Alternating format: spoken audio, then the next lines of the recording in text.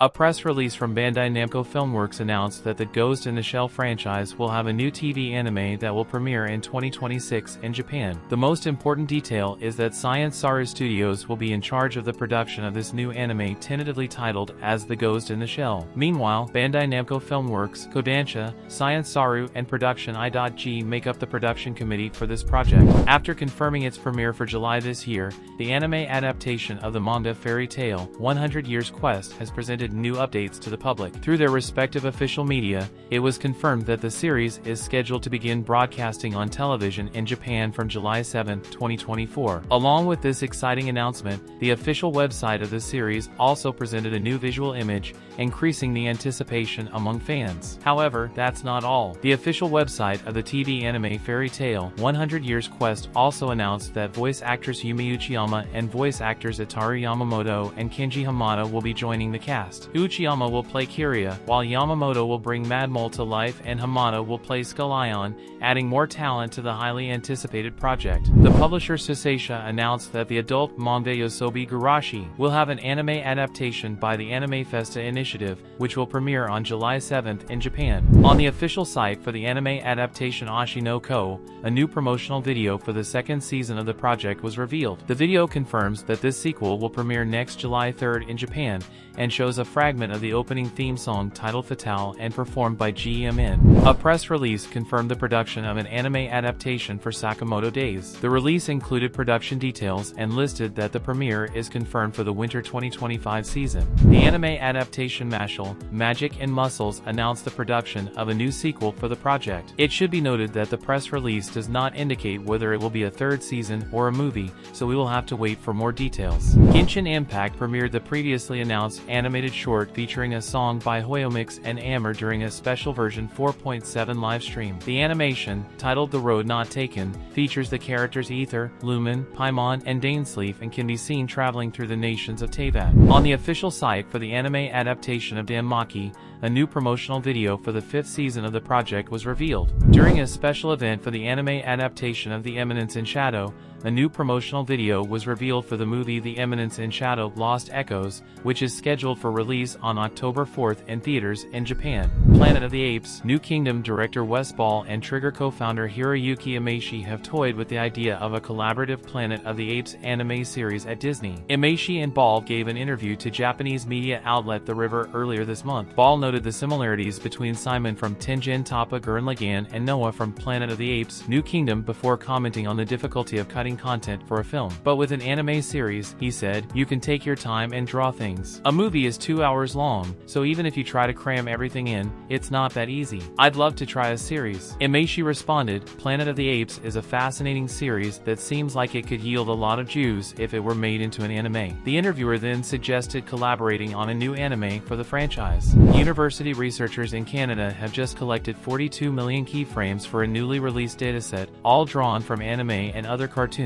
in the hopes that they will guide the future development of anime works created entirely with artificial intelligence. Via Gigazine, developers at the University of Alberta, Canada, have unveiled the Sakuga 42M dataset, comprised of 42 million keyframes taken exclusively from anime and cartoons. Sakuga 42 is the world's first large-scale cartoon dataset, and its creators hope to pioneer AI-generated video enhancement, video-to-text understanding, and other use cases such as video retrieval from text descriptions and automatic editing, coloring, and interleaving. Alice Soft, a well-known developer of adult video games in Japan and famous for its popular hentai franchise Rants, has generated a lot of buzz recently. The company published a call for developers interested in creating adult video games. However, what has really caught the attention and made this call become a trend is one of the requirements. Those interested must be fans of the Married Women, MILF, and Netarare (NTR) genre. Within the popular Blue Archive franchise, Yuka Hayes is definitely one of the most iconic characters. Quickly becoming one of the franchise's flagship characters, fans were already more than excited to see her in the currently airing anime adaptation. However, it seems that her debut was overshadowed due to a curious criticism. Yuka in particular is very popular due to her design,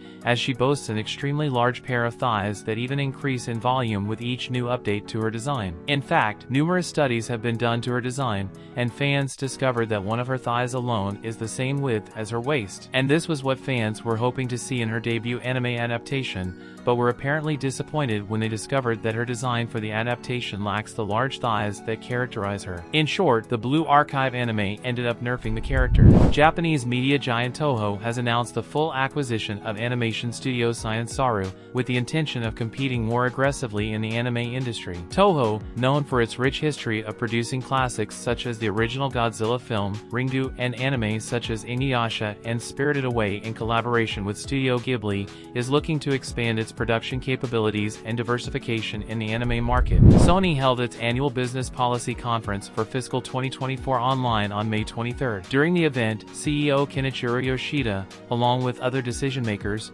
presented the company's future strategies. In entertainment, they highlighted current initiatives to maximize the value of intellectual properties (IP), divided into 3 phases: creation, formation, and expansion. With regard to anime, Aniplex, a Sony Group company, underscored its commitment to the production and distribution of high-quality works. In addition, they mentioned the development of proprietary animation software called Anime Canvas as part of their efforts to improve production efficiency. This software, developed in collaboration with Sony Group engineers, will initially be used at Aniplex production studios such as A1 Pictures and Cloverworks, with plans to offer it to outside studios in the future. Leveraging the group's ability to comprehensively handle the planning, production, distribution, and reuse of anime content, Sony now plans to establish an academy to train overseas anime creators in collaboration with Aniplex and Crunchyroll as central entities, and in partnership with the industry. This initiative reflects Sony's commitment to strengthening training within the industry and contributing to the development of international talent in anime creation. In a recent announcement on the official Discord of the video game Snowbreak, Containment Zone, it was reported that the English voice actors have decided not to return to the game due to the game's fan service. Despite Season's attempts to contact the actors to restore the English dubbing, the refusal was categorical, as they consider that the game has changed its direction towards fan service. Snowbreak, Containment Zone is a gacha game that combines RPG and shooter elements in a 3D sci-fi environment. The game offers a next-generation, cross-platform gaming experience, allowing players to share their progress across all their devices. The story takes place in a city that has become a devastated wasteland known as Containment Zone Aleph. Players must carry out missions alongside manifestations, beings with divine powers and unique personalities, in order to put an end to this harsh winter. Last year, C-Sun decided to remove the English dubbing after evaluating player preferences, concluding that the majority preferred to listen to the game in Japanese. However, as the game has gained popularity, the company tried to reinstate the English voice actors, who eventually declined due to the game's fan service content. Censorship in China on multimedia content is unfortunately often false, and users on networks only share them to go viral. Media censorship in mainland China is usually in the hands of the National Radio and Television Administration,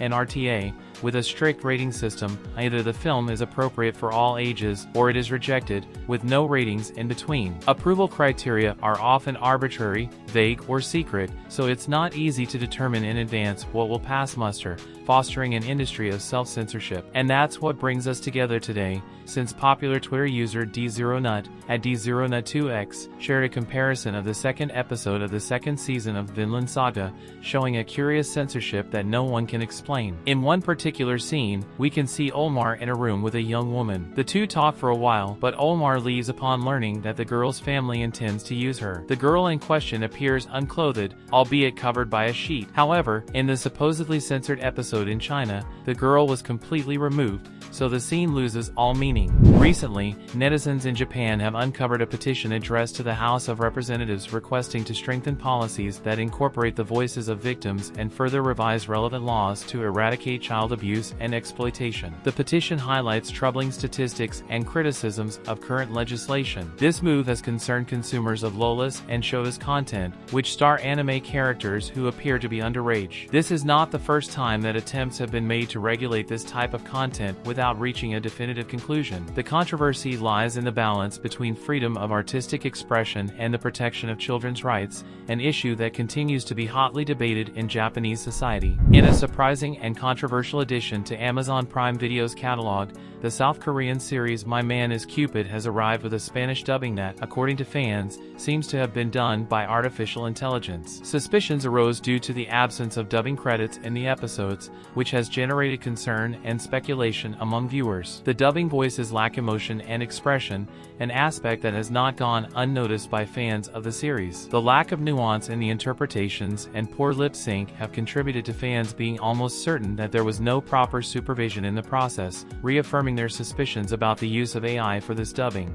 Así como tenemos un solo corazón, solo podemos amar de verdad a una persona. Illustrator Tsunehiro Date, known for his work on the manga time Paradox Ghostwriter, which was cancelled in August 2020, has made a name for himself in the world of hentai doujinshi with his RK2 group. Since his foray into this genre, Date has created a successful series titled Tomodachi no Mama ga Boku no Dekishin de Ikimakuta Satsuji Shiki, which has achieved impressive digital sales figures on the Fanza platform. The series has sold a total of 555,908 copies sold so far, each at an average price of 770 yen. If we consider that the Fanza platform takes half of the profits, Tsunehiro Date would have generated revenues of over 214 million yen, over $1.36 million US, with this series of 6 successful doujinshi. Obviously there are outgoings to consider such as tax payments, salaries to assistants and editors, and so on, but the figure is still impressive. These were the news of the week in the world of anime, manga, Japan, and the otaku community. Thanks for watching until the end. Don't forget to subscribe and turn on notifications to be aware of all the updates. See you next time.